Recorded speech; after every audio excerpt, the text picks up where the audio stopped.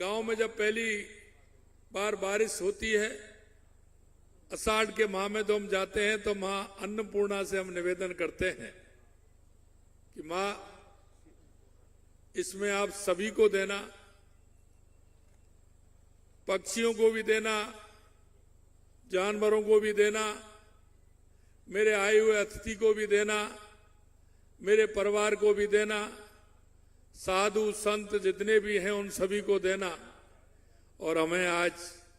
निश्चित रूप से मैं कह सकता हूं कि जो महिला बाल विकास मंत्रालय है वो ऐसी अन्नपूर्णा देवी जी के पास है। निश्चित रूप से इसमें अच्छे काम होने वाले हैं। मेरी कैबिनेट में मेरी साथी और हमारी उप मुख्यमंत्री महिला विकास मंत्री श्रीमती दिया कुमारी जी, माननीय उड़ीसा की उप मुख्यमंत्री श्रीमती प्रावती परिदा जी, हमारी महिला विकास में राज्य मंत्री सावित्री ठाकुर जी, माननीय सचिव अनिल मलिक जी और विभिन्न राज्यों से हमारे मंत्रीगण बहनें, हमारे भाई एवं इस कार्यक्रम में उपस्थित सभी राज्यों के हमारे अधिकारीगण, मैं आप सभी को पुनः स्वागत करता हूं, अभिनंदन करता हूं। यह चिंतन शिविर है और चिंतन शिविर ये और महत्वपूर्ण हो जाता है क्योंकि जिस महिला एवं बाल विकास मंत्रालय का ये चिंतन शिविर है, इस चिंतन शिविर में मैं सिर्फ इतना कहना चाहता हूं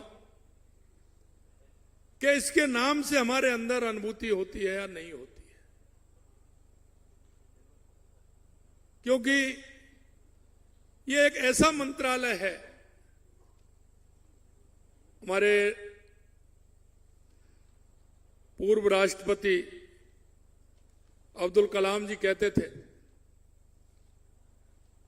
कि अगर किसी राष्ट्र को, किसी प्रदेश को आगे बढ़ना है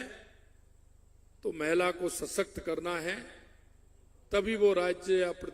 देश आगे बढ़ सकता है। और मैं ये भी कह सकता हूं कि हमारी बहनों का हमारे राष्ट्र की प्रगति में बहुत बड़ा योगदान है।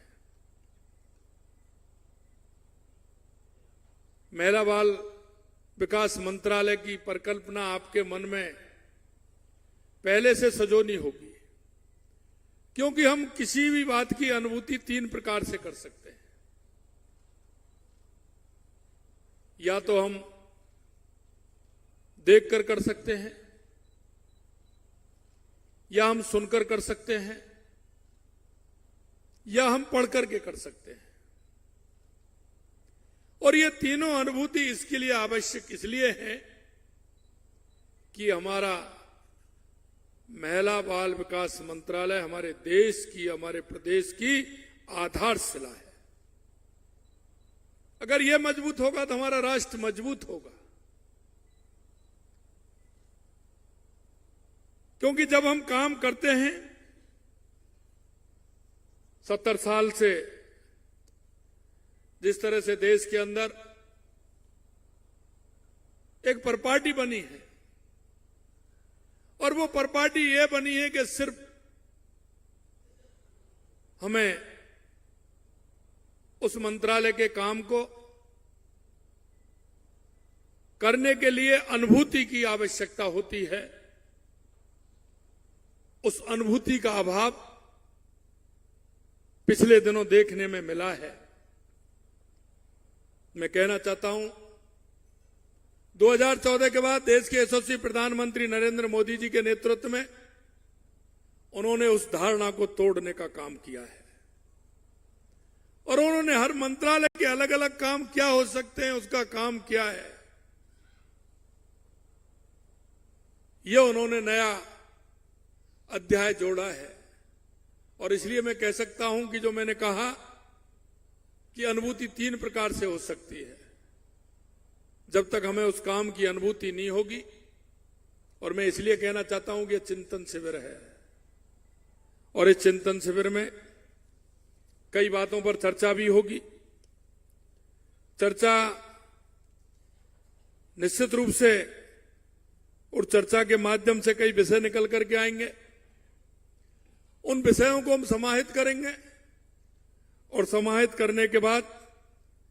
जिन जिन पहलुओं पर चर्चा होगी, चर्चा के बाद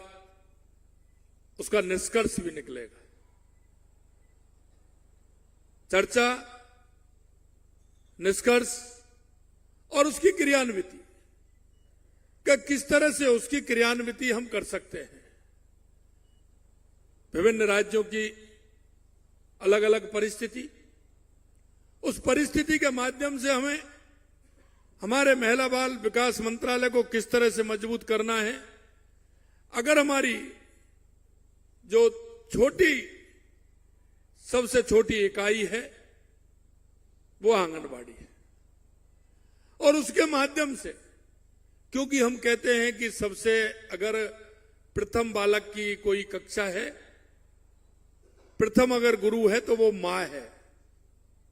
और मां के बाद अगर अब वो दूसरी बार अगर वो जाता है तो वो आंगनबाड़ी है। और उस आंगनबाड़ी के अंदर हमें कौन कौन से ऐसे काम करने हैं जिससे हमारे उस नवजात, जो हमारा 3 साल से 6 साल 8 साल तक का हमारी बालक या बालिका है, उसके मन के अंदर में भाव परिवर्तित हो, उनको लगे। क्योंकि कभी कभी आपने देखा होगा कि जब हम